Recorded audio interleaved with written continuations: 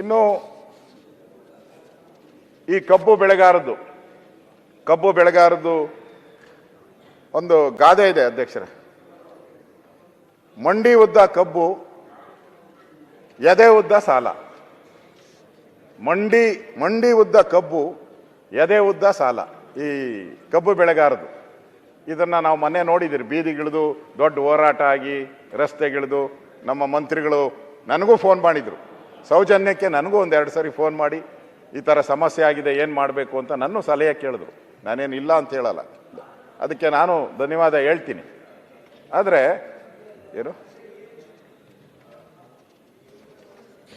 ತಮಗೂ ಗೊತ್ತಿದೆ, ಏನು ಕಬ್ಬಿಂದ ರೈತರಿಗೆ ಲಾಭ ಬರ್ತಾ ಇದೆ ಅಲ್ಲ, ಸರ್ಕಾರಕ್ಕೂ ಲಾಭ ಬರ್ತಾ ಇದೆ. ಬರೀ ರೈತರಿಗೆ ಲಾಭ ಬರ್ತಾ ಇದೆ ಅನ್ನೋ ದೃಷ್ಟಿಯಲ್ಲಿ ನೀವು ನೋಡ್ತಾ ಇದ್ದೀರಾ ಅಷ್ಟೇ.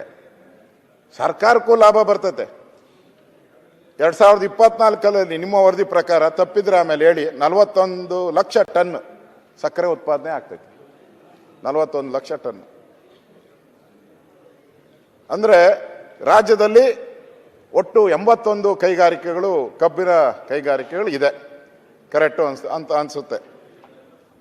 ಕಬ್ಬು ಬೆಳೆಯುವ ಪ್ರದೇಶ 9.81 ಲಕ್ಷ ಹೆಕ್ಟೇರ್ ಇಷ್ಟಿದೆ ಅಂತ ನೀವು ವರದಿ ಕೇಳಿದ್ದೀರ. ನಾನು ಅದನ್ನೇ ಹೇಳಿದ್ದೀನಿ.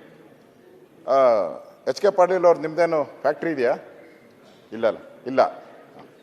81 ಇದೆ ಪಾಟೀಲ್ರಿಗೆ. 81. ಯಾರು ಬೇಜಾರು ಮಾಡ್ಕೊಂಬದು, ನಂದು ಕಾರ್ಖಾನೆನೂ ಇಲ್ಲ, ನಾನು ಕಬ್ಬು ಬೆಳೆಯಲ್ಲ, ಎರಡೂ ಇಲ್ಲ. ನಾನು ಕಬ್ಬುನೂ ಇಲ್ಲ, ಕಾರ್ಖಾನೆನೂ ಇಲ್ಲ ನಂದು. 81 ಕಾರ್ಖಾನೆ ಇದೆ. ಲಾಸ್ ಆಗ್ತಾ ಇದೆ. ನಾನು ನೋಡಿದೆ ಪತ್ರಿಕೆಯಲ್ಲಿ, ನೆನ್ನೆನೂ ಕೂಡ ನನ್ನ ಹತ್ರ ಬಂದಿರು, ಲಾಸ್ ಆಗ್ತಾ ಇದೆ ಅಂತ. ಈಗ ಇವರಿದ್ದಾರೆ ನಮ್ಮ ಮಂತ್ರಿಗಳು, ನನ್ಗೆ ಗೊತ್ತಿರೋದು ಅಂಕೆ ತಪ್ಪಾಗ್ಬೋದು, 32ಕ್ಕೆ ಹೊಸದಾಗಿ ಅರ್ಜಿ ಸಲ್ಲಿಸಿದಾರಂತೆ. 32 ಹೊಸ ಕಾರ್ಖಾನೆ ಮತ್ತೆ 32 ಬೇಕು ಅಂತ ಹೇಳ್ಬಿಟ್ಟು ಅರ್ಜಿ ಸಲ್ಲಿಸಿದ್ದಾರೆ. ಶಿವಾನಂದ ಪಾಟೀಲ್ರ ಅವ್ರು ಸಲ್ಸವ್ರೆ ಅಂತೀರಾ? ಇಲ್ಲ ಹೊಸದಾಗಿ ಸಲ್ಲಿಸಿದ್ದಾರೆ. ಲಾಸ್ ಆಗ್ತಾ ಇದೆ, ಅನ್ಯಾಯ ಆಗ್ತಾ ಇದೆ, ನಡ್ಸಕ್ಕಾಗ್ತಾ ಇಲ್ಲ ಕಾರ್ಖಾನೆ. ಮತ್ತೆ ಹೊಸದಾಗಿ ಅರ್ಜಿ ಸಲ್ಲಿಸಿದ್ದಾರೆ, ಹೊಸ ಕಾರ್ಖಾನೆಗಳು ಬೇಕು ಅಂತೇಳಿ. ಈಗ ಅಲ್ಲಿ ಕಬ್ಬು ಬೆಳೆಗಾರದು ಬೀದಿಗೆ ಬಂದು ದೊಡ್ಡ ಗಲಾಟೆ ಆಯಿತು. ಮಂತ್ರಿಗಳು ಹೋದ್ರು, ಒಂದೊಂದು ಜಿಲ್ಲೆಗೆ ಒಂದೊಂದು ರೇಟು ಫಿಕ್ಸ್ ಆಯಿತು, 3200 ಹಂಗೆಲ್ಲ ಫಿಕ್ಸ್ ಆಯಿತು. ಆಮೇಲೆ ಕೇಳಿದೆ ನಾನು, ಅಲ್ಲಿ ಇಳುವರಿ ಮೇಲೆ ಅದನ್ನು ಫಿಕ್ಸ್ ಮಾಡಿದ್ದೀರಿ, 1 ಟನ್ಗೆ ಎಷ್ಟು ಸಕ್ಕರೆ ಉತ್ಪಾದನೆ ಆಗುತ್ತೆ ಅದರ ಮೇಲೆ 5%, 10%, 11% ಅದ್ರ ಉತ್ಪಾದನೆ ಮೇಲೆ ಮಾಡಿದ್ದೀನಿ ಅಂತ ಹೇಳ್ತಾ ಇದ್ದಾರೆ. ನಾನು ನೆನ್ನೆನೇ ಹೇಳಿದ್ದೀನಿ. ತಾವಿದ್ರೋ ಗೊತ್ತಿಲ್ಲ, ಕೋರ್ಟ್ ಆದೇಶ ಇದೆ, ನಾವು ಏನಾದರೂ ಹೆಚ್ಚುವರಿ ಕೊಡಬೇಕಾದ್ರೆ ಅದು ರಾಜ್ಯ ಸರ್ಕಾರದ ಜವಾಬ್ದಾರಿ ಅಂತ ಕೋರ್ಟ್ ಆರ್ಡರ್ ಮಾಡಿದೆ. UPA ವರ್ಸಸ್ ಒಬ್ಬ ಅಪ್ಲೈ ಮಾಡಿದವರ ವಿಚಾರವಾಗಿ ಆಗಿದೆ. ಅದನ್ನ ರಾಜ್ಯ ಸರ್ಕಾರ ಫಿಕ್ಸ್ ಮಾಡಬೇಕಾಯ್ತು. ಇಲ್ಲಿ ನನಗೆ ಪ್ರಶ್ನೆ ಬರೋದು, ಈ ಅವರು ರೈತರು ಕೇಳ್ತಾ ಇರೋದು 70-30% ಏನೋ ಮಾದರಿ ಕೇಳ್ತಾ ಇದ್ದಾರೆ ಅವರು. ರಂಗರಾಜನ್ ಇದು ಕೇಳ್ತಾ ಇದ್ದಾರೆ ಅವರು. ಇಲ್ಲಿ ರೈತರು ಹೇಳ್ತಾ ಇದ್ದಾರೆ ನಮಗೆ ಲಾಸ್ ಆಗ್ತಾ ಇದೆ ಅಂತ ರೈತರು ಹೇಳ್ತಾ ಇದ್ದಾರೆ, ಫ್ಯಾಕ್ಟ್ರಿ ಮಾಲೀಕರು ಇಬ್ಬರು ಲಾಸ್ ಆಗ್ತೈತೆ ಅಂತ ಹೇಳ್ತಾರೆ. ನೀವು ಜಡ್ಜ್ ಆಗಿ ಕೂತಿದ್ದೀರ. ಈಗಲ್ಲಿ ಸತ್ಯ ನಿಮಗೂ ಗೊತ್ತಿರುತ್ತೆ. ಹೇಳಿ ನಿಮಗೆ ಕೊಡ್ತೀನಿ ನಾನು, ಕಿತಾಪತಿ ಮಾಡೋರು ಕೊಡಲ್ಲ ಅಷ್ಟೇ. ಇಬ್ಬರಿಗೂ ಲಾಸ್ ಆಗ್ತಾ ಇರೋದು ನಿಜ. ಅದಕ್ಕೆ ಕಾರಣ ಕೇಂದ್ರ ಸರ್ಕಾರ ಏನ್ ಮಾಡಬೇಕಾಗಿತ್ತು. ಒಂದ್ ನಿಮಿಷ, ನೀವು ಕೇಳ್ತಾ ಅಲ್ಲ, ಅವರು ಬೇಡ ಅಪೋಸಿಷನ್ ಲೀಡರ್ ಬೇಡ, ಇವರಿಗೆ ಅವಕಾಶ ಬೇಡ ಅಂತ ಹೇಳಿದ್ರೆ ನೀವು ಕಿತಾಪತಿ ಮಾಡಕ್ಕೆ ಶುರು ಮಾಡಿದ್ರಿ. ಏನು ಕಿತಾಪತಿ ಮಾಡ್ತಾರೆ? ಅಶೋಕಣ್ಣ ನೀವು ಮಾತಾಡಿ.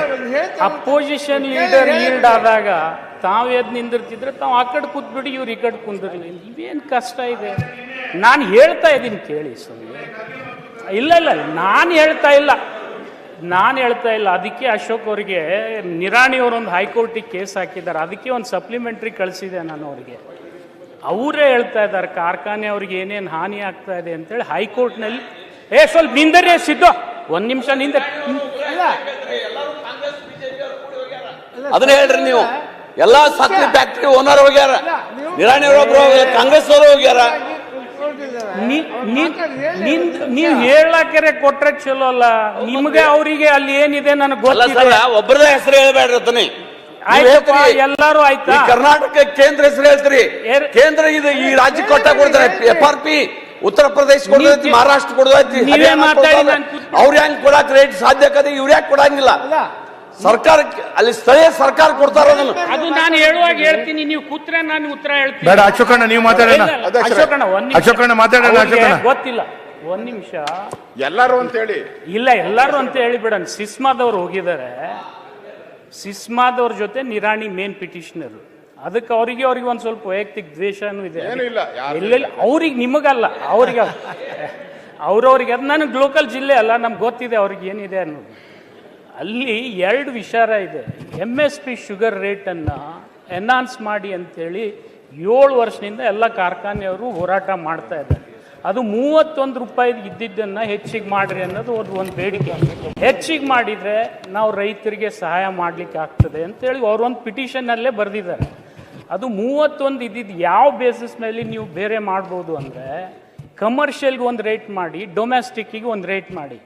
ಆ ಕಮರ್ಷಿಯಲ್ ಶುಗರ್ ತಗೊಳ್ತಕ್ಕಂಥವ್ರು, ಚಾಕ್ಲೇಟ್ನವರು, ಕೋಕೋ ಕೋಲಾದವರು, ಜೊತೆಗೆ ನಿಮಗೆಲ್ಲ ಗೊತ್ತಿದೆ, ಎಲ್ಲ ಸ್ವೀಟ್ ಇಂಡಸ್ಟ್ರಿಯವ್ರು, ಏನು ನೀವು ಬೇಕ್ರಿಯವ್ರು ಇದ್ದಾರಲ್ಲ, ಅವ್ರು ತಗೊಂಡು ಲಾಭ ಮಾಡ್ಕೊಳ್ತಾ ಇದ್ದಾರೆ. 1 kg ಸಕ್ಕರೆಯಲ್ಲಿ 1 kg ಅಡಲ್ಟ್ರೇಷನ್ ಮಾಡ್ತಾರೆ ಅವರು. ಅಂದರೆ ಕವ ಹಾಕ್ಬೋದು, ಬೇರೆ ಹಾಕ್ಬೋದು, ಏನೇನು ಆ ಥರ ಅವ್ರು ಲಾಭ ಮಾಡ್ತಾ ಇದ್ದಾರೆ. ಈಗ ಹ್ಯಾಂಗೆ ನಾವು ಸಿಲಿಂಡರ್ನಲ್ಲಿ ಡೊಮೆಸ್ಟಿಕ್ ಸಿಲಿಂಡ್ರಿಗೆ ಒಂದು ರೇಟ್ ಇಟ್ಟಿದ್ದೀವಿ, ಕಮರ್ಷಿಯಲ್ ಸಿಲಿಂಡ್ರಿಗೆ ಒಂದು ರೇಟ್ ಇದ್ದೀವಿ. ಇದು ಒಂದು ಸಮಸ್ಯೆ.